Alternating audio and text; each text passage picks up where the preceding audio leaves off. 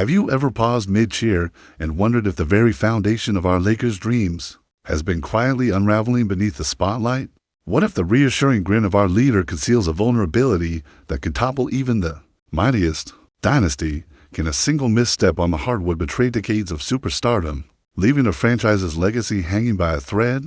Could the whispers in the locker room be the unspoken truth? We're too afraid to admit out loud. Might the very game we love be plotting its own twist, forcing heroes to confront their deepest frailties under the brightest lights? Is it possible that the greatest obstacle standing between us and another banner isn't our rivals, but the body we depend on to carry our hopes? And if the slightest wobble in a knee can incite chaos, are we witnessing the hinge upon which the Lakers' future now pivots? Imagine your pulse racing with every scenario, each question a spark, igniting the burning need to know what comes next. Welcome back to Lakers News Fan Report, where every update on LeBron James' status feels like a turning point in history. And today, we debate a rumor that could reshape LA this season, the buzz about LeBron's knee injury timeline, and his anticipated return. Smash that like button, subscribe to Lakers News Fan Report, and turn on notifications so you never miss an update. Rumors have swirled ever since LeBron hobbled off the court in Game 5 of that brutally contested first-round series against Minnesota. No one expected the fearsome veteran to exit so suddenly, knee buckling under a contested drive as though the very springs in his legs had been snatched away. The initial murmurs dismissed it as just a tweak, a mere whisper in the wind, once the Lakers bowed out of the playoffs. But now, as we edge deeper into the offseason, those whispers have snowballed into a full-blown storm of intrigue. Could this setback be more than a temporary blip? Is it possible that the man who spent last season averaging 24.4 points, 7.8 rebounds, and 8.2 assists per game might need weeks, perhaps months to truly mend? And might that recovery timeline cast a shadow over LA's championship quest? Before it even kicks off, here's what insiders are piecing together. Sources close to the team have leaked that LeBron initially faced a 3 to 5 week rehabilitation window, a span that seemed generous given his ironclad conditioning and near mythical durability. Yet that clock ticked down while the rest of the roster basked in the early sunshine of summer. And still, he presses on the same treatments, daily physical therapy sessions, cutting-edge regenerative protocols, and micro-focused strength work, targeting the knee joint. As the calendar inches toward September, a pivotal report emerged. LeBron himself has openly declared that his goal is to hit training camp as close to 100% as possible. But is that declaration fueled by cautious optimism? Or is it an admission that he's chasing a deadline that might slip through his fingers? Consider the stakes. The Lakers, in pursuit of a seismic leap alongside their potential new co-pilot, Luka Doncic, cannot afford miscalculations in their foundational lineup. Some insiders believe that if James lags behind the projected timeline and limps into camp less than fully healed, the coaching staff could be forced into a rotational scramble, leaning heavily on Anthony Davis and Austin Reeves to quell the early season turbulence. Could this mean that LeBron's minutes are carefully rationed, pushed behind minute loads designed not for victory, but solely for preservation? Fans have already started debating whether Davis will begin the campaign at center in small ball lineups, or if veteran backups might see an unexpected surge in court time, propped up as insurance policies against the Kings' cautious reintegration. Yet, other voices within the organization urge calm, pointing to LeBron's meticulous maintenance regimen, a reported investment of nearly 7 figures annually on bodywork, and highlighting his track record of bending time and opponents alike. Could his legendary work ethic, honed over to decades in the league, be the X factor that compresses recovery time beyond conventional medical forecasts? Is it possible that this knee, once a potential Achilles heel, becomes a testament to human resilience, flipping the narrative from vulnerability to vindication? Fans are wondering if the robust offseason schedule, a blend of ice baths, laser therapies, and controlled scrimmages, could sprint him past any lingering impairment, shooting him out of the starting blocks with the same thunderous explosiveness we witnessed last. POSTSEASO in historical context only deepens the intrigue. Recall when this same Lakers organization overcame multiple midseason injuries in the past, shuffling lineups, deepening rotations, and nevertheless seizing the title run. That memory kindles hope. A blueprint exists for triumph against adversity, but modern NBA pace and power present a new gauntlet. The relentless barrage of three-point barrages and the merciless pick-and-roll onslaughts demanded by today's analytics. Could LeBron's compromised knee withstand the punishing cutting? lanes and high-speed closeouts? Or will he find himself a silhouette of past glory, sidelined strategically during the toughest stretches to guarantee his availability? In a condensed playoff schedule, speculation grows even more enthralling when you factor in the Lakers' offseason machinations. While Lebron rehabs, Pelinka and the front office are reportedly exploring a center upgrade, aware that adding another paint protector could deliver dual insurance. Some insiders whisper that a dark horse prospect like Clifford Omoruyi is being monitored closely, just in case the Lakers decide to hedge against extended absences. But if James returns fully fit on day one, might all those contingency plans be shelved, fated to rust on the drawing board? Could that single event the clearance to participate in full contact drill shift the entire course of LA's roster blueprint, rendering every speculative subplot moot in an instant? Public reaction, naturally, has been polarized. Journalists have leaned into the drama. Social media feeds explode with take after take. From buzzy headlines on local talk radio to viral threads dissecting minute-by-minute recovery markers, former Lakers luminaries have chimed in with cautionary tales of legendary stars forced to bow out early due to rushed comebacks. Fans, for their part, flip between optimism and dread, some celebrating every hopeful update as a sign of resilience, others questioning each therapy delay as evidence of deeper structural concerns. Testimonials from unnamed teammates shared off the record reveal a locker room at once confident in their leader's unparalleled tenacity, yet uneasy about the unknown length of his timeline. Could this tension, simmering beneath the surface, fracture team chemistry before the first tip-off? Yet, amidst the conjecture, a singular truth emerges. The narrative of Lebron's return is more than a mere injury update. It's a storyline that could define this chapter of the franchise's storied history. Will the annals record this as the season LeBron James silenced every critic with a triumphant comeback, knee stronger than ever? Or will it be remembered as the year the Lakers gambled on recovery and discovered some wounds don't fully heal?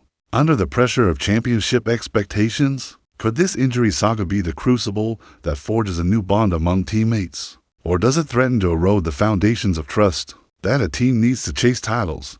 But what do you think about all of this? Personally, as a Lakers supporter, I believe that LeBron's unmatched dedication and access to elite medical resources will guide him back to peak form by training camp. But with so much riding on his return, every day of rehab feels like a high-stakes countdown.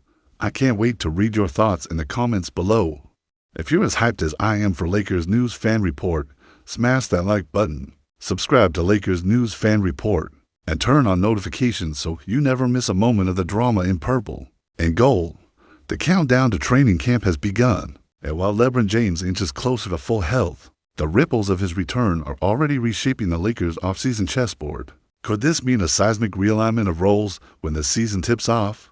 Anthony Davis, fresh off his 26.1 points and 12.5 rebounds per game campaign, has already embraced the prospect of carrying a heavier load in LeBron's absence, honing his post-up repertoire and mid-range touch. But insiders whisper that once James hits the floor at 100%, sliding effortlessly into that 24 point for PPG, 7.8 RPG, 8 point to APG groove, the dynamic between Davis and the King could elevate to levels we've only dreamed of. Is it possible that AD, unleashed from constant double teams, becomes the ultimate decoy, drawing defenders like moths to a flame while LeBron orchestrates from the elbow?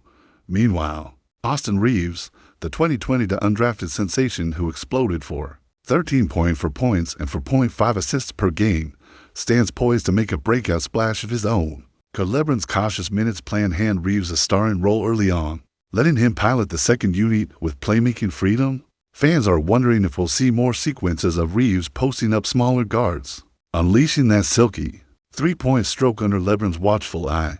And what of Bronny James, the newest two-way member of the roster? Some insiders believe that Bronny's developmental timeline could accelerate if LeBron's knee remains under strict minute management, slotting the rookie into end-of-quarter lineups to absorb real game pressure. Could we witness father and son sharing the court in garbage time rotations, or even carving out memorable micro-moments when the game is on the line? But let's zoom out to the broader Western Conference web. The Suns, rejuvenated by Devin Booker's 31-point to PPG explosion last season, have quietly been studying Laker practices, anticipating how to exploit any rust in LeBron's first few games back. Is it possible that Monty Williams' schemes overload Lebron with screen and roll pressure, forcing him to navigate gym-induced fatigue before his knee truly regains its spark?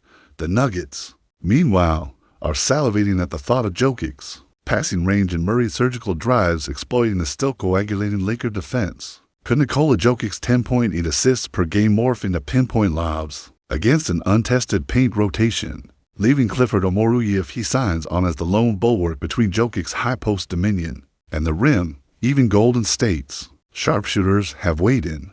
A Warriors insider quipped on a local radio segment that if Curry can catch Lebron limping off the pick and roll one more time, we'll see plenty of downhill scoring.